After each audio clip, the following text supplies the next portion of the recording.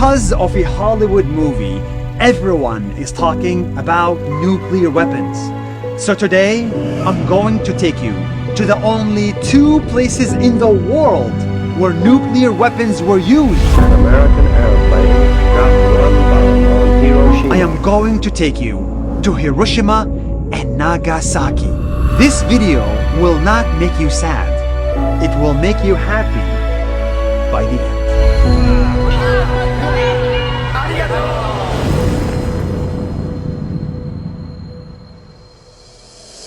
I landed in Hiroshima and Nagasaki and I immediately started crying. The history of these two cities is hard.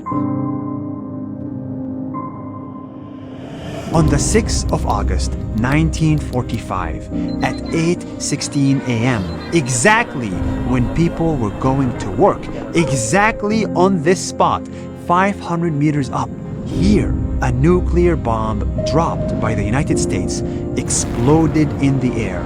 In less than 1 minute, the city was wiped out.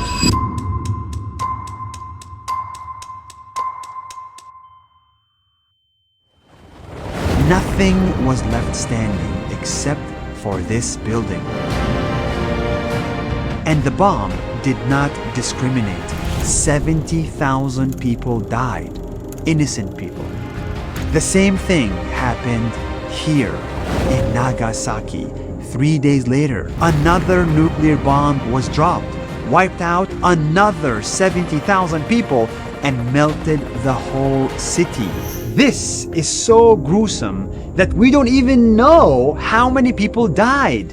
It's between 100 to 200,000 people gone. An American airplane dropped one bomb on Hiroshima.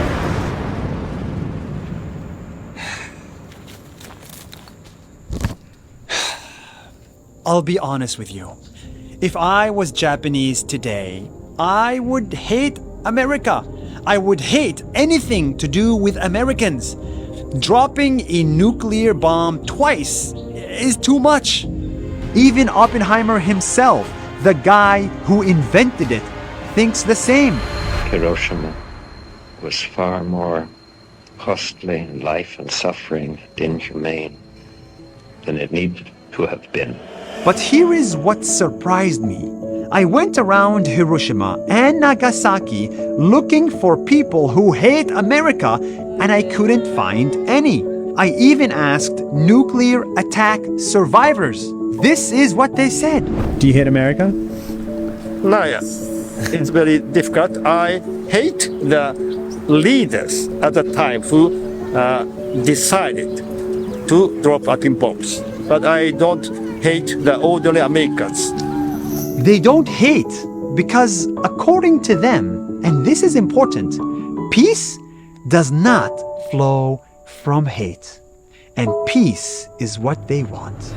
That's why 77 years later, Hiroshima and Nagasaki were fully rebuilt. They have skyscrapers, public transportation, world-class infrastructure. Japan became the third largest economy in the world. And here is the crazy thing.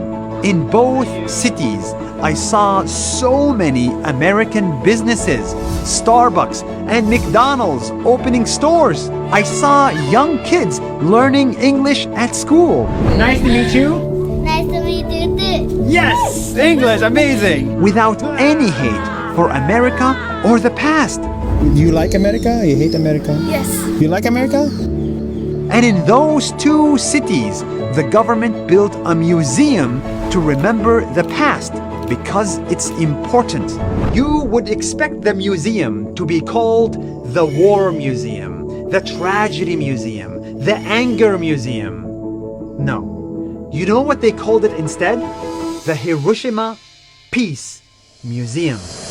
The name says a lot about the Japanese. We can't forget our past, but we should not continue the tragedy and the hate and the anger.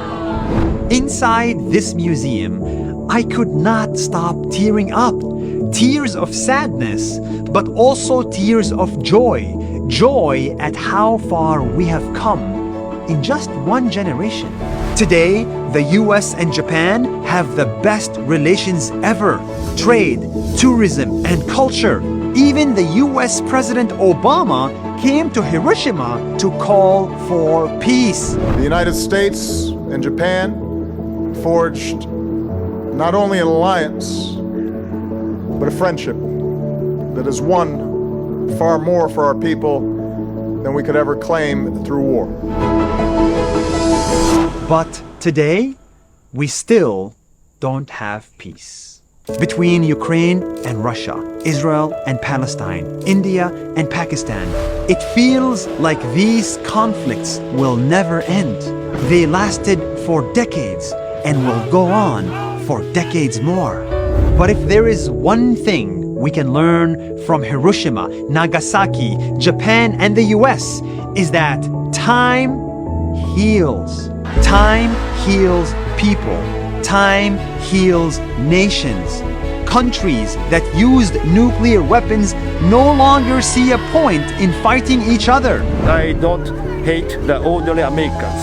As I ate in a McDonald's, talking to little Japanese kids and nuclear attack survivors in English, I was convinced we can move on from tragedy. We can end conflicts.